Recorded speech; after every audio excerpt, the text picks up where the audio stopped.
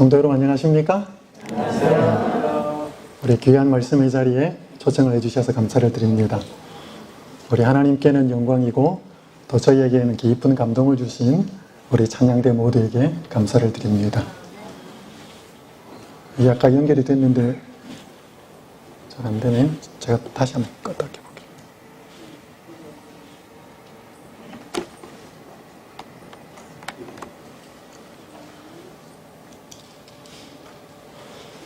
저는 이번 짧은 기간 동안 땅의 것을 통해 하늘을 본다라고는 총 주제로 예수님의 비유의 말씀을 좀 살펴볼 것입니다.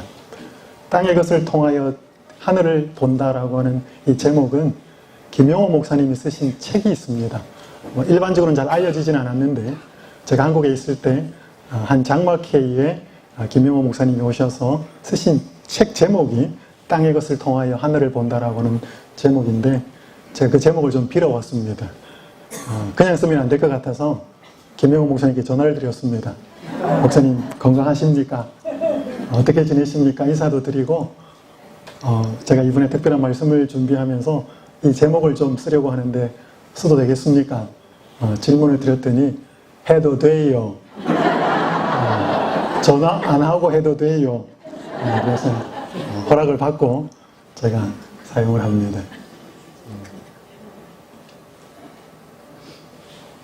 갑자기 왜 안 될까요?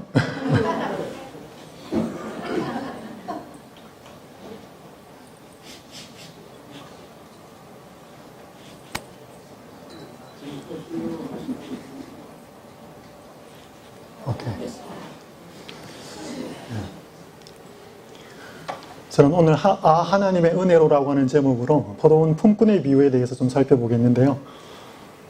원래 비유에 대해서 잠깐 좀 설명을 해야 되는데 이 예배 시간이 짧기 때문에 그냥 하나의 비유를 말씀드리고 오늘 저녁 시간에 비유에 대해서 조금 설명을 드린 다음에 두 번째 비유를 말씀을 드리도록 하겠습니다. 먼저 영상을 하나를 좀 보도록 하겠습니다. 추가 새벽 인력시장.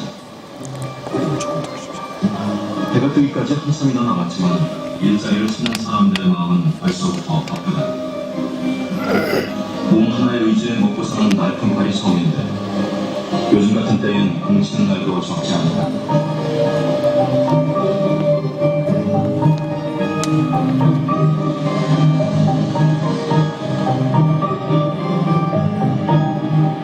하루 400여 명에게 일자리를 추천하는 직업사무소.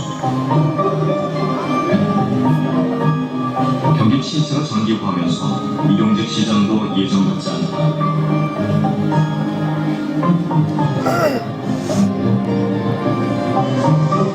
초조하게 기다리는 중년 남성들.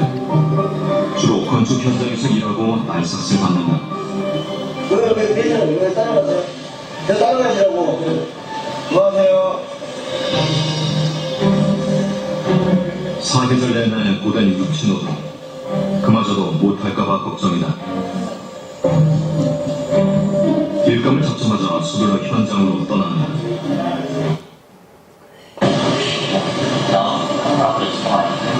말이 받고 텅 빈 직업 소지.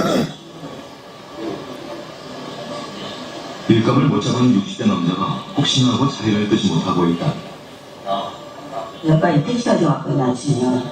여기 오니까 제가 지금 다 늦시 한 10분 정도 됐어요. 지금 못 나오고 그러면 저는. 서울 가리봉동에 있는 인력시장에서 일을 하기 위해서 새벽 일찍부터 찾아가서 일을 구하고 떠나는 사람들의 모습을 잠깐 보셨습니다.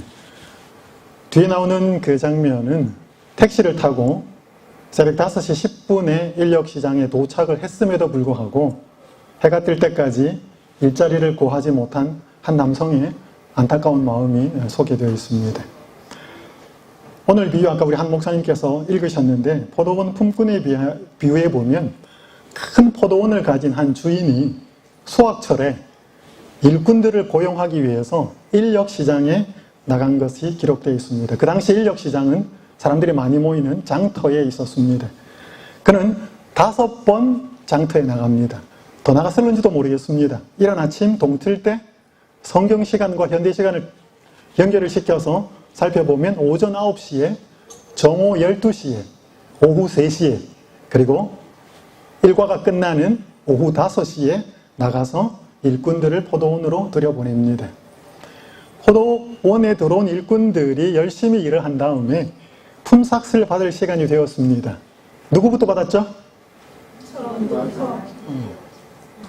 제일 나중 온 사람들이 1차 그 싹스를 먼저 받았습니다. 1시간만 일한 사람들이. 얼마를 받았죠? 하루 온전한 일당인 데나리온을 일당을 받았습니다. 그보다 더 일찍 포도원에 들어온 사람들은 당연히 더 받을 줄 알았는데 얼마를 받았어요? 똑같이 한 데나리온씩 받습니다. 먼저 들어와서 그 뜨거운 햇빛 가운데 열심히 일한 사람들이 주인에게 따집니다. 그때 주인은 내가 당신에게 약속한 한 데나리온을 주었는데 적게 일한 사람에게 내가 더 많이 주는 것은 내 뜻인데 내가 선하기 때문에 당신들이 나를 악하게 봅니까? 이 비유의 제일 처음에 기록되어 있는 문장이 뭔가 하면 천국은 마치 품꾼을 얻어 포도원에 들여보내려고 이른 아침에 나간 집 주인과 같으니 이 이야기는 세상의 비즈니스를 하는 사람의 이야기가 아니라 어디 이야기라고요? 천국 이야기입니다. 그렇기 때문에 우리가 이 세상의 생각을 가지고 이 비유를 보면 잘 이해가 안 돼요. 왜냐하면 이런 사장님이나 이런 고용주가 거의 없기 때문에 그렇습니다. 자, 오늘 이 비유는 오늘 저녁 시간에 좀 살펴보겠지만 비유를 이해하기 위해서는 그 비유가 왜 주어졌는지, 어떤 상황이었는지, 누구에게 이 비유가 먼저 첫 번째로 전달되었는지를 이해하는 게 중요합니다. 이 비유에도 배경이 있습니다. 마태복음 20장 1절부터 15절까지가 포도원 품꾼의 비유입니다. 16절은 조금 설명한 요약 부분인데 16절에 어떤 말이 나와 있는가 하면 나중된 자로서 먼저 되고 먼저 된 자로서 나중되리라. 이거 대단히 중요한 말씀이에요. 근데 이 말씀이 먼저 되었던 자가 나중되고 나중되었던 자가 먼저 되는 것은 상황이 뒤집어진다는 뜻입니다. 역전이라고 하는 것과 관련이 되는데 마태복음 20장 1절이 시작되기 전에 마태복음 19장이 끝나는 마지막 절 19장 30절도 똑같은 말이 나와요. 그래서 마태복음 19장 30절을 보면 먼저 된 자로서 나중되고 나중된 자로서 먼저 될 자가 있느니라 많으니라, 이것도 역시 역전에 관한 내용입니다. 그래서 역전에 관한 성경 구절을 설명하시고 마무리를 또 역전에 관한 이야기를 하시는데 중간에 끼어있는 비유가 포도원 품꾼의 비유예요. 그러니까 포도원 품꾼의 비유는 적어도 뭐와 관련되겠다? 처지가 뒤바뀌는 뭔가 역전과 관련되는 비유가 이 비유예요. 영상 하나 좀 더 보겠습니다. 출발합니다. 뉴질랜드를 상대로 자, 하지만 대한민국이 역시 빠르군요. 0.2초 차이 올라갑니다. 기록 한번 보겠습니다. 0.06초 차이 뉴질랜드가 이렇게 뒤져있고 실력 0.15초 차이로 우리가 뒤지고 있습니다. 자, 지금 차이를 보겠습니다. 0.31초 차이로 다시 뒤지고 있어요. 접전이 펼쳐지고 있습니다. 0.49초 차이로 뒤지고 있는 대한민국. 아주 좋습니다. 네, 0.27초 차이로 줄였습니다. 네, 1.8초로 줄였어요. 또 줄였어요. 차이를 줄이고 있습니다. 점점 줄어들고 있습니다. 거의 비슷합니다. 야, 0.15초 차이로 다시 줄였어요. 랩본으로 보여주고 있어요. 0.27초 차이로 조금 김재원, 이승훈, 조금 늦어지고 있어요. 0.17초 차이로 0.17초 차이였는데 0.20초 차이로 조금 더 미세하게 마지막 뉴질랜드가 더 앞서요. 자, 0.40초 차이 승부는 지금부터가 시작인데 0.43초를 당겨야 하는 마지막 한 바퀴 0.5초 줄어들었어요. 0.10 한번만 더 훑어주시죠. 마지막 이승우 선수 마지막에 해결사.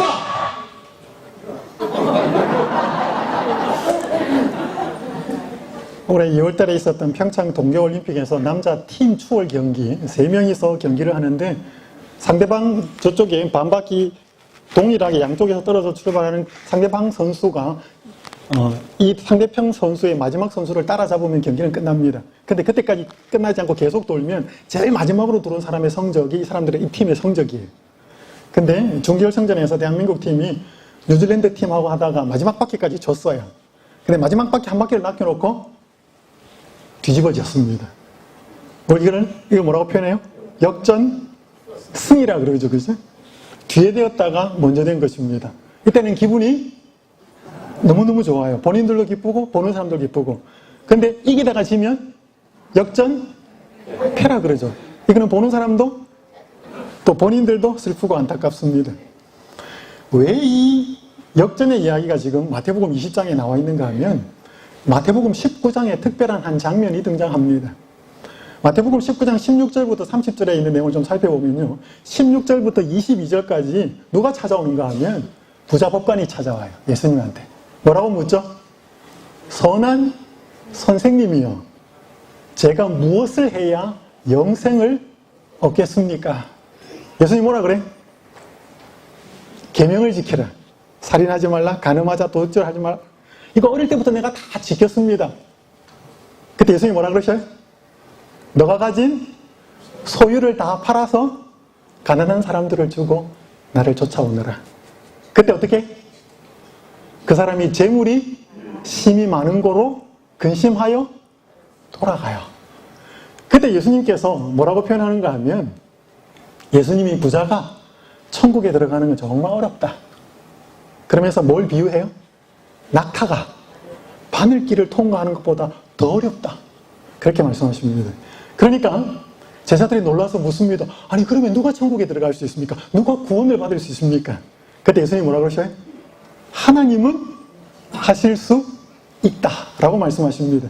그때 27절에 보면 베드로가 뭐라고 말하는가 하면 우리가 모든 것을 버리고 예수님을 쫓아싸운데 우리는 그러면 무엇을 얻을 수 있습니까? 라고 물어요. 우리는 다 버리고 쫓았는데 아니 저 부자 법관 뭔가 좀 진지한 듯하고 뭔가 좀 똘망똘망해서 예수님께 찾아왔는데 예수님이 다 버리고 나를 따라오너라 라고 하는데 아니 저 부자는 돌아갔는데요. 예수님 우리는 버렸잖아요. 우리는 예수님 다 버리고 예수님 따라왔잖아요. 우리 건물 버렸거든요. 저 마태 주판 버렸거든요. 우리 예수님 따라왔는데 예수님 우리한테는 뭐 주실 수 있으세요? 라고 베드로가 물어요. 그때 예수님께서 예수님이 자신을 따르는 자들에게 주실 축복에 대해서 말씀하십니다. 인자가 영광의 보좌에 앉을 때에 너희들이 뭘?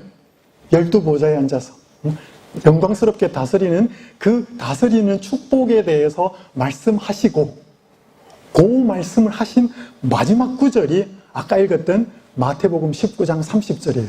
먼저 된 자가 나중되고 나중된 자가 먼저 되겠다.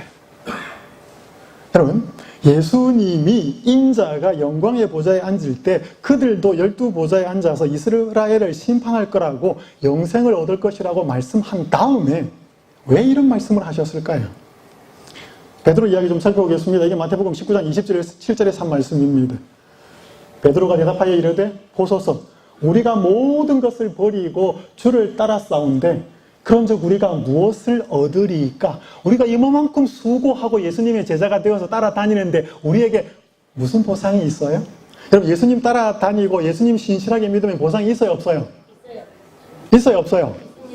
있어요. 그런데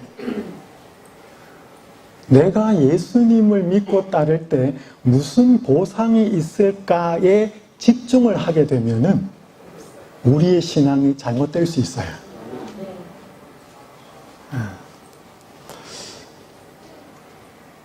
예수님께서는 사람이 어떤 정신으로 어떤 마음으로 예수님을 믿고 예수님을 따르느냐에 따라서 그 처지가 그대로 가고 더 형편이 좋아질 수도 있는 반면에 잘못된 생각과 잘못된 정신으로 잘못된 믿음으로 예수님을 따르면 그 처지와 형편이 역전이 될 수 있다는 것을 마태복음 19장 30절을 통해서 말씀하시고 그것이 쉽게 이해되도록 하기 위해서 마태복음 20장 1절부터 15절에 포도원의 품꾼의 비유를 말씀하신 것입니다.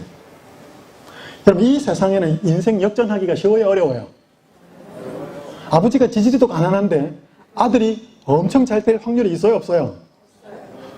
요즘 별로 없어요. 파워볼이나 당첨이 되고 로또가 당첨이 되면 모를까. 여러분 여기 한국 자료입니다. 개천에서 용 난다는 말은 이제 그만. 요즘 개천에서 용 안 나요. 요즘 한국에서 용은 어디에서 나는가 하면 강남에서 납니다. 그럼 여기 스카이 재학생. 스카이는 하늘이 아니고요. 서울대학교, 고려대학교, 연세대학교. 그것을 스카이 대학이라 그럽니다. 서울에서, 한국에서. 그 10명 중에 7명은 뭐라고 해? 금수저라고요. 옆에 자료를 보면 10일 교육부와 한국장학재단의 국가장학금 신청자 소득 분위를 현황을 살펴보니까 이 세 대학에 다니는 학생들 전체 중에서 국가장학금을 필요로 하지 않는 학생은 73.1%로 집계가 됐다 그러는 것입니다. 여러분, 요즘 대학생들은요, 국가에서 장학금 줘요. 등록금이 좀 비싸지만 아버지가 무슨 직업이고 엄마가 무슨 직업이고 우리 집 형편은 어떻고 부동산은 어떻고 해서 다 입력을 시키면 국가에서 장학금 좀 줘요. 제 아들도 작년에 1학년 대학을 다녔는데 장학금 좀 받았어요. 아버지가 가난해서. 근데 이 스카이 대학, 한국에서 제일 잘 나가는 세 대학교에 다니는 학생들은 73.1%가 신청도 안 했대요. 왜요? 집에 있거든. 집에 있으니까 신청할 필요도 없다는 거지. 그래서 요즘 쓰는 말이 금수저, 흑수저. 여러분, 한국만 그런 게 아니고 미국도 그렇습니다. 이게 2018년 3월 4일자 자료, 미주중앙일보입니다. 금수저, 흑수저, 어디도? 미국도 예외가 아니다. 여기 빨간 글자만 보면 연소득이 높고 백인 학생이 많은 학군일수록 학생들의 평균 학업 수준이 높은 것으로 나타났고, 보고서는 부모 소득이 높을수록 자녀에 대한 개인 교사 고용이나 조기 교육이 활발하기 때문에 이 같은 대물림 현상이 나타난다고 분석했다. 이게 어디 나오냐면 미국에 있는 전국 학업 성취도 평가의 성적을 분포를 조사한 것입니다. 그래서 집안에 아버지의 직업과 재산 분포를 보니까 역시 누가? 집에 아버지 어머니 직업이 좋고 재산이 빵빵한 집이 아들들이 딸들이 공부를 잘하더라. 아버지 금수저가 아들 금수저 되고 아버지 흑수저가 아들 흑수저가 될 가능성이 많아요. 세상은 역전이 쉽지 않습니다. 그러면 이런 구조적인 모순이 옛날에도 없었나? 옛날에도 있었어요. 근데 지금은 더 심화되었죠. 그래서 옛날에 이 구조적 모순을 예수님, 하나님께서 해결하기 위해서 성경에 만들어 놓은 독특한 제도가 있었습니다. 그게 뭐예요? 그게 안식년이고, 그게 희년이에요. 그죠? 7년마다 종들을 돌려보내고, 50년마다 토지를 다 돌려주는 건 뭐예요? 구조 조정하는 거예요. 50년마다 한 번씩. 그래서 예수님이, 하나님이 얼마나 자비로우신 분인지를 설명하고 있는 것입니다. 그런데요, 세상은 역전이 힘들지만 하나님 안에서는 역전이 가능해요. 누가 역전을 시키는가 하면 예수님이 뒤집어 놓습니다. 오늘 이 세상을, 세상 사람들이 세상의 원리에 살아가는 이 세상에 세상의 원리가 아닌 하나님의 원리가 지배하는 나라가 올 것입니다. 오늘 이 비유가 왜 기록이 되었는가 하면 마지막 절에 마태복음 19장 30절과 마태복음 20장 16절이 두 공이 설명하는 먼저 된 사람이 나중되고 나중된 사람이 먼저 된다는 그 설명을 하기 위해서 이 비유가 기록된 것인데, 어떤 사람이 먼저 되고 어떤 사람이 나중될까요? 자, 한 가지 질문을 드리겠습니다. 이른 아침에 포도원에 일찍 들어와서 하루 종일 열심히 일하고 하루 한 데나리온 받은 사람과 오후 5시에 들어와서 1시간 포도원에서 일하고 하루 한 데나리온을 받은 사람, 두 사람 중 누가 행복할까요? 했을까요? 대답 잘하셔요. 여러분의 마음의 상태가 보이시는 겁니다. 그럼 누가 행복했을까요? 이 본문에 보면 누가 행복해해요? 이쪽이죠? 이 사람들이 행복해해요, 안 해요? 안 해요. 주인한테 따져요. 여러분, 한국도 미국도 일자리 구하기가 쉽지 않습니다. 그래서 대한민국은 입시전쟁이라는 말은 예전부터 있었고, 입시에 이에 뭐 하나 톡 더 붙어서 요즘은 입사전쟁. 몇 년 전에 한 회사가 사막에서 일할 사람들을 모집하는 광고를 냈습니다. 사막에서. 그랬더니 수많은 사람이 지원을 했는데 면접관이 인터뷰를 하면서, 야, 사막에서 일하기가 쉽지 않은데 괜찮겠습니까? 할 수 있겠습니까? 그때 한 지원자가 이렇게 말을 합니다. 제가 만약 실직의 악몽을 떨쳐버릴 수 있다면 무엇을 하든지 어떤 환경이든지 어느 나라든지 묻지 않고 가겠습니다. 성난 파도가 일렁이는 바다라도 남극과 북극이라도 가겠습니다. 노는 것이 지옥입니다. 여러분, 일하고 싶은데 일할 능력도 있는데 일자리가 없다면 어떨까요?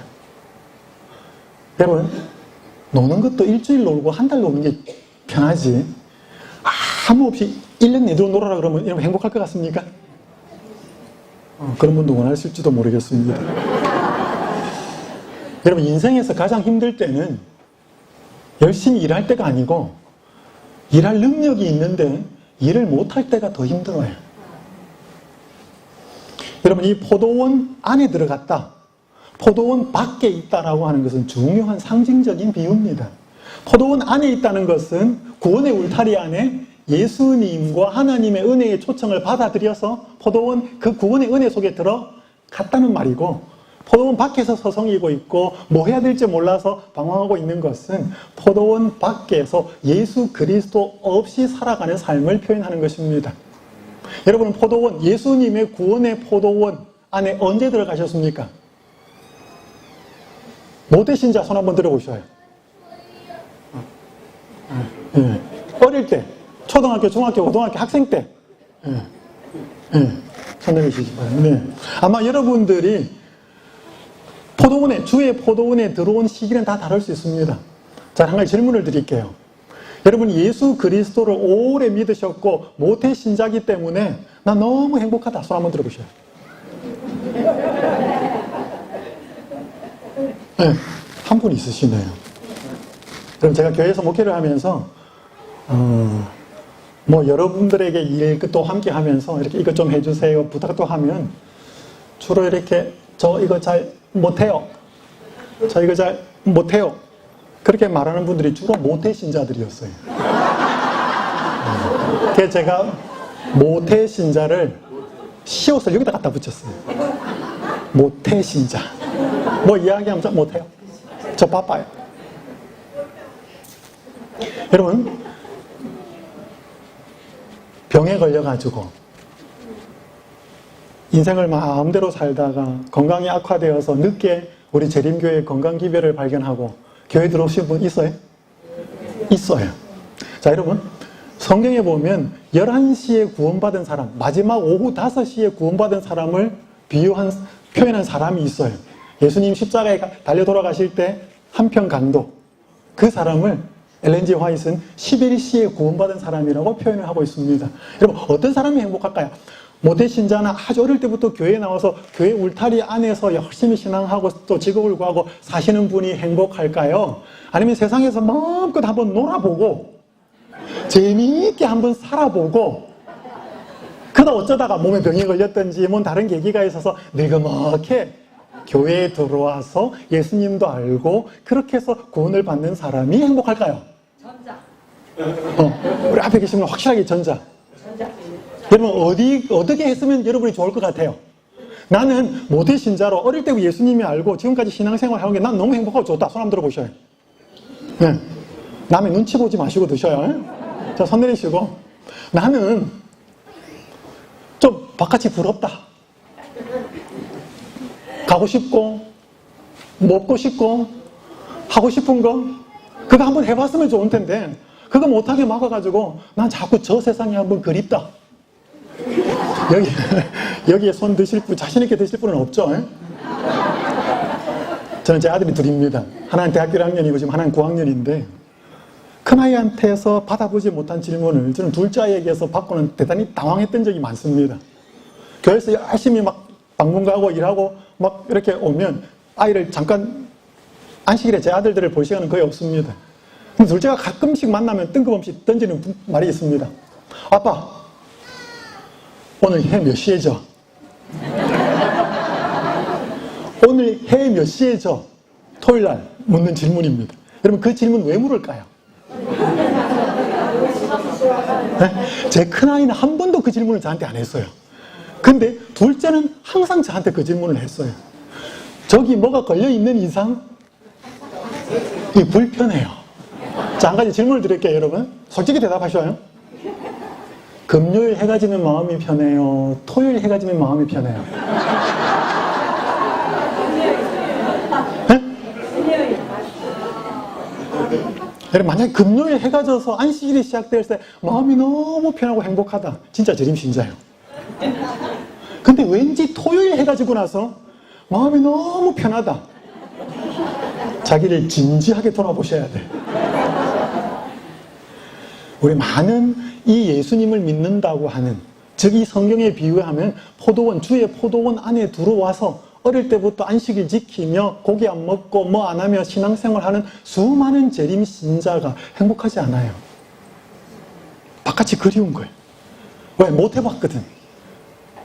그러니까 바깥으로 확 뛰어나갈 용기도 없고, 여기에서 예수님 깊이 만나서 이 신앙하는 감격도 별로 없고, 근데 아예 바깥에서 마음대로 살다가 병에 걸렸거나 그 세상이 별로 의미 없고 나중에 예수님을 찾고 진리를 찾아온 사람들, 그런 사람들을 보면 뭐야? 아, 그거 별거 아니거든, 해봐도. 근데 그런 사람들이 느끼는 신앙의 감격과 뜨거움도 없어요. 오래 신앙생활 한 사람들은.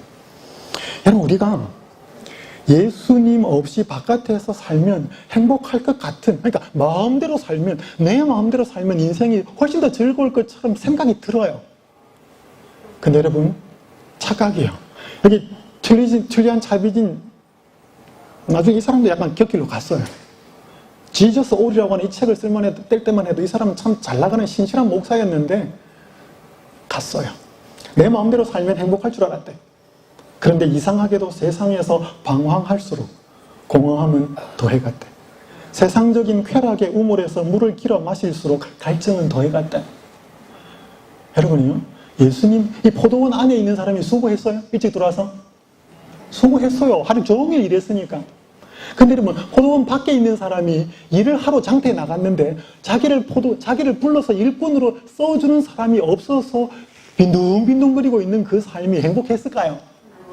여러분, 이 세상에 사는 사람도 절대로 근심 걱정이 사라지지 않아요. 그럼 나중 온 이 사람들은 1시간밖에 일하지 아니하였거늘 그들을 종일 수고하며 더위를 견딘 우리와 같게 하였나이다. 여러분, 이 말이 맞아요, 틀려요? 네? 맞아요, 틀려요? 틀린 말 아니에요. 이 사람이 포도원에 일찍 들어가서 수고한 거 잘한 거예요, 잘못한 거예요? 잘한 거예요. 근데 이 생각이 세상에서는 맞아요. 내가 많이 일했으니까 많이 받아야 된다는 것, 적게 일한 사람보다 더 받아야 된다는 것, 말이 맞아요, 틀려요? 맞아요, 이 세상 법칙에서는. 그래서 이걸 우리는 뭐라고 하는가 하면 직업의식, 좀 더 다른 말로 하면 프로의식, 프로페셔널리즘. 남들보다 훨씬 많이 일했으면 많이 받아야 돼? 많이 받아야 돼요. 여러분, 지금 이 장면이 뭔 것 같습니까? 편하게 노는 장소는 아닌 것 같죠? 전투 장면입니다. 여기에 군인이 총을 겨누고 있는 한 옆에 이 여인은 종군 기자예요. 비디오 카메라 들고. 여러분, 이 사람들이 자신의 생명의 위험을 무릅쓰고 이렇게 일하는 사람, 다른데 편안하게 일하는 사람보다 수당 더 받아야 될까요? 더 받아야 돼요. 그게 세상 법칙이에요. 그런데 예수님은 천국 이야기를 하고 있기 때문에 우리가 세상 법칙을 그대로 가지고 하나님의 나라나 교회 생활에 적용을 시켜버리면 문제가 생겨요. 여러분, 세상에서 돈 많은 사람이 대접받고 권력 있는 사람이 대접받는 것이 세상의 법칙인데 그걸 교회 안으로 그대로 가지고 와서 교회에서도 그 법칙을 활용하면 문제가 생긴다, 이 말입니다. 왜냐하면 이 교회는 세상의 법칙이 지배를 받는 영역이 아니기 때문에 그래요. 여러분, 아침 일찍 포도원에 들어온 사람이 자기가 포도원에 일찍 일하러 갔기 때문에 일을 할 수 있었나요? 맞아요. 그런 면도 있어요. 그런데 포도원 주인이 아침 일찍 나온 그 사람을 오늘 내 포도원에 들어와서 일을 하라고 초청하지 않았으면 일할 수 있었어요? 이 포도원의 사람이 훨씬 더 자녀들이 더 축복을 받는 것처럼 보이고 남들보다 더 잘되게 되는 것처럼 보이면 하나님 왜 저 사람은 축복하고 저 사람은 잘되게 하고 내 인생은 이렇게 고난과 시련을 주십니까? 이렇게 말하고 있다면 바로 내 마음속에 은혜의 역사가 있어야 할 만큼 없다는 것입니다. 잠깐 질문을 드릴게요. 여러분이 새벽 5, 아침 일찍에 들어가서 열심히 일을 하고 있는데 오후 5시에 들어온 사람이 대학 졸업하고 집에서 취직해라 그랬는데 비둥비둥 노는 내 아들이 들어와서 오후 5시에 뭐 하다가 뭔지 잘 모르고 그렇게 들어와가지고 하루 한 데나리온 받아서 일단 주인한테 가서 따지겠어요? 주인한테 감사하다 그러겠어요? 아니 하루 1시간밖에 일한 저 사람에게 하루 일당 다 주십니까? 그러시겠습니까? 아이고 주인 어떻게 1시간밖에 일한 안 한 저 사람에게 하루 일당이나 다 주십니까? 여러분 왜 만약에 내 아들이 그렇게 하루 일당을 받았다면 왜 기분 나빠하지 않고 왜 기뻐하시겠어요? 내 자식이니까. 그죠? 결국 우리가 다른 사람이 잘되고 복받는 것을 시기하고 있다면 결국 내 마음속에 사랑이 없는 것입니다. 내 자식을 향한 사랑이 있기 때문에 그 사랑하는 자식이 잘되는 것은 기뻐요. 근데 여러분 오늘 여러분한테 잘되는 것도 하나님의 은혜 감사합니다. 나는 비록 안 되지만 오늘 내 교인 아무개 우리 중에 저 사람 잘 되는 그것으로 인해도 감사하십니까? 만약에 그렇게 되면 여러분 마음속에 사랑이 있는 것입니다. 예수 그리스도가 있는 것입니다. 여러분 오늘 우리가 재림신자가 되었기 때문에 일찍 재림신자가 되었기 때문에 못하는 거 있어요 없어요? 있어요. 재림신자가 되었기 때문에 못 먹는 게 있고 재림신자가 되었기 때문에 못하는 게 있어요. 여러분 그게 불편하세요? 그게 기쁘세요? 대답을 잘 안 하시네요. 이제 이게 US 투데이 미국 내에서 가장 빨리 성장하는 교단이 제7의 안식일 예수 재림교회래요. 이게 2011년자 3월 17일 기사인데 재림교회가 북미에서 성장하는 프로테이지가 2.5%랍니다. 오히려 남침례교회나 주류교단인 성장이 감소하고 몰몬교회가 성장을 하는데 몰몬교회보다 75%가 빨리 성장한다는 게 재림교회 내용이에요. 근데 이게 이제 이 풀로 신학교의 다니엘 쇼라고 하는 교수에게 묻습니다. 왜 제7일 안식일 예수 재림교회가 이렇게 성장이 빠릅니까? 이유를 모르겠대요. 그래서 이 빨간 글자가 뭐냐면, 근데 북미주에 있는 한 목사님하고 인터뷰도 합니다. 그때 인터뷰를 했더니 그 북미주에 있는 한 목사님은 전체가 성장하는 것은 아니다. 제7일 안식일 예수 재림교회에서도 히스패닉 교회, 남미 교회에, 그러니까 이쪽에 이제 미국 속에 사는 그 교회들이 많이 부흥하기 때문에 성장하는 것처럼 보이지 백인 교회나 다른 기타의 교회는 성장한 것은 아니다. 이제 북미주에 있는 그 목사님 제대로 답변을 했고요. 근데 그들이 판단한, 그들이 외부 사람들이 재림교회를 보면서 했던 내용 중에 이 빨간 글씨를 제가 해석을 했습니다. 이 빨간 이 내용입니다. 토요일 예배와 채식 생활 방식으로 제7일 안식일 예수 재림교회는 기독교 주류 밖에서 독특한 틈새 시장을 소유하고 있다. 그러나 다르다는 것은 책임보다는 자산으로 판명되고 있다. 다르다는 것이 뭐다? 책임보다는 여기 보면 다르다는 것이 책임보다는 자산으로 판명되고 있다. 여러분 우리가 제7일 안식일 예수 재림교회가 다른 교회가 다르기 때문에 그게 특권이에요? 괴로움이에요? 특권이에요. 부조천자 607페이지 말씀 함께 읽겠습니다. 시작. 열방과 같이 되고자 한 이스라엘 사람들은 다른 민족들과 같지 않은 바로 그 점이 그들의 특별한 특권과 축복이었다는 것을 깨닫지 못하였다. 하나님께서는 이스라엘 사람을 다른 모든 백성과 분리시켜서 그들을 당신의 특별한 보배로 삼고자 하셨다. 그러나 이스라엘 사람들이 이 높은 영예를 무시하고 이방인의 모분을 따르기를 그처럼 열렬히 갈망하다니 지금도 여전히 하나님의 백성이라고 공언하는 자들 중에는 세상 사람들의 습관과 풍속을 따르고자 갈망하는 자들이 있다. 여러분 안식일이 여러분 이스라엘 백성들은 다른 이방인들과 달랐어요. 그죠? 예배드리는 날짜가 달랐고 먹는 게 달랐고 결혼 생활이 달랐고 자녀를 키우는 방식들이 달랐어요.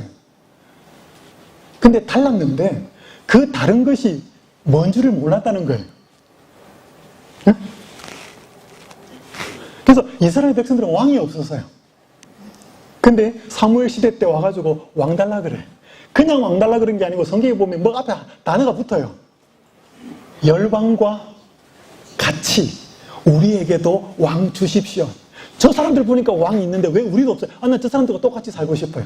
세상 사람들과 같이 되고 싶었던 것이 그 당시에. 지금도 마찬가지. 제가 이제 한 이야기만 드리고 마무리하겠습니다. 김욱현이라고 하는 장로님이 계십니다.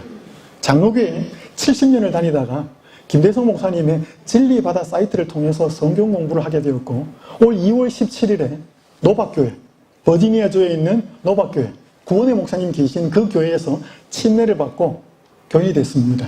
그리고 최근에 그분이 아는 아주 친한 형님 내외에게 장문의 편지를 보냅니다. 자기가 왜 재림교인이 되었고 재림교회는 어떤 교회고 그러면서 재림교회를 꼭 알았으면 좋겠다라고 하는 그 내용의 편지의 일부분을 알려드리고 마무리하겠습니다.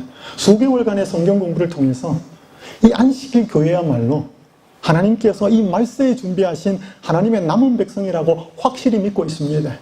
70년 이상의 저의 허울뿐인 장로교인의 생활을 기쁨과 즐거움으로, 그러나 장로교에 대하여 대단히 안타까운 마음으로 떠났습니다. 엊그제 2018년 2월 17일 안식일 저는 회개의 눈물과 감사로 침례받았습니다. 안식일 교회 외에는 성경을 제대로 가르치는 교회가 없습니다. 성경을 다시 배워야 하며 하나님이 어떤 분인지를 다시 알아야 합니다.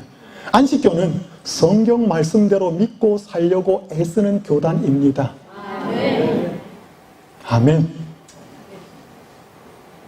기쁘셔요? 부담스러우셔요? 여러분, 안식교는 성경 말씀대로 믿고 살려고 애쓰는 교단입니다. 기쁘셔요? 부담스러우셔요? 그럼 제가 자꾸 물으면 대답 소리 자꾸 줄어들걸요? 여러분, 우리가 예수님을 믿고 재림신자가 된 것, 하나님 은혜 맞아요? 여러분이 미국 오셔가지고 몇 년도에 오셨는지 잘 모르겠지만 70년대, 60년대, 어떤 분은 80년대, 90년대 별로 가진 것 없이 제가 다 이렇게 와서 이야기 들어보니까 정말 가난하게 오셨더라고요. 그 지금껏 이만큼 사는 거 은혜 맞아요? 물론 열심히 일하셨어요. 남들보다. 그럼에도 불구하고 은혜였어요. 여러분, 우리가 다른 교회도 많지만 재림교회의 신자가 된 것 은혜 맞으셔요? 은혜예요. 모든 신자든 어릴 때 들어왔든 나이 들어서 병으로 어떻게 또 들어왔든 모든 사람들이 예수 그리스도를 알았다고 하는 것 자체는 은혜예요. 오늘 우리가 별로 대수롭지 않게 여기는 안식일 진리, 별로 신경 쓰지 않는 건강기별, 오늘 이 바깥 세상에서는 목숨을 걸고 수많은 모욕과 조롱을 뒤로 두고 모든 인간관계를 끊고 이것이 진리이기 때문에 결단하는 사람들이 있다는 것입니다. 이런 사람들의 이 간증을 들으면 우리는 한편으로 아멘 합니다. 그런데 이 사람들이 이런 결단과 각오와 이런 결심으로 이 교회에 들어와서 우리 교회를 바라볼 때 정말 이런 교회가 맞아 라고 고백하겠습니까? 아니면 내가 말씀으로 배웠던 것과 이들이 사는 삶을 보니까 좀 달라. 우리 교회에 이런 결단을 하고 들어와서 계속 신앙생활 하는 분이 계시지만 떠난 사람이 있어 없어요? 있어요. 왜 그럴까요? 그들이 왜 떠났을까요? 누굴 보고? 우리를 보고 떠났을 거예요. 저들의 말은 이렇게 하는데 우리는 이 말, 이런 분들의 간증에 아멘 해야 되지만 오늘 우리가 이 사람들이 목숨을 걸고 선택하는 그 진리의 기별을 우리가 어떻게 받고 있는지, 우리가 어떻게 살고 있는지, 그것이 정말로 은혜인지, 그 은혜 가운데서 우리는 어떤 축복을 누리고 사는지를 우리는 돌아보셔야 합니다.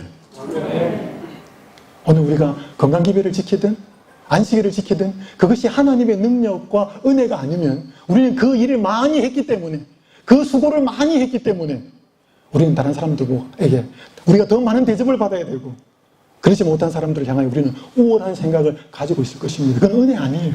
그건 내 행함이지. 오늘 우리에게 정말로 필요한 것은 다시 한번 전적인 예수 그리스도의 은혜가 그분을 믿음을 통하여 우리에게 역사하여서 그분의 사랑과 은혜가 우리의 삶을 움직이게 해야 하는 그 은혜가 우리에게 마땅히 부어져야 할 만큼 부어져야 한다는 것입니다. 그 은혜가 아니면 세천사의 기별도 행함이 될 수 있고 그 은혜가 아니면 안식일을 지키는 것도 건강을 기별도 오늘 우리가 틀린 것은 아니지만 예수가 빠져버린 나머지 모든 교리들은 문제가 있다는 것입니다. 오늘 우리가 지금 살고 있는 것과 예수님의 이름을 부르는 재림신자가 된 것은 하나님의 큰 은혜입니다. 은혜의식으로 사는 정도에 비례해서 뭐가 커지고? 감사가 커지고 불평은 작아질 것입니다.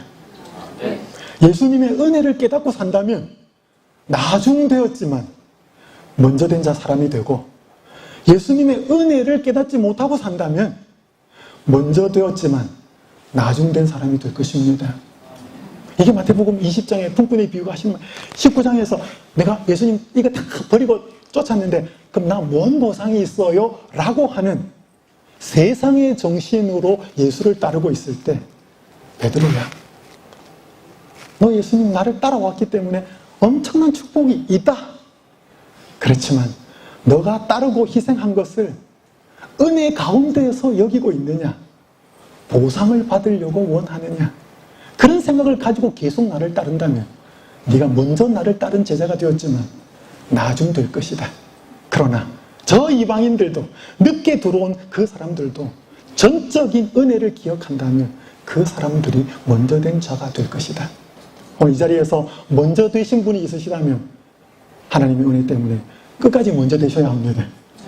그리고 나중 되어서 이 자리에 오신 분이 계시다면 또 그분의 은혜를 전적으로 깨닫는 가운데 먼저 된 자가 되시기를 간절히 바라면서 말씀 마치겠습니다.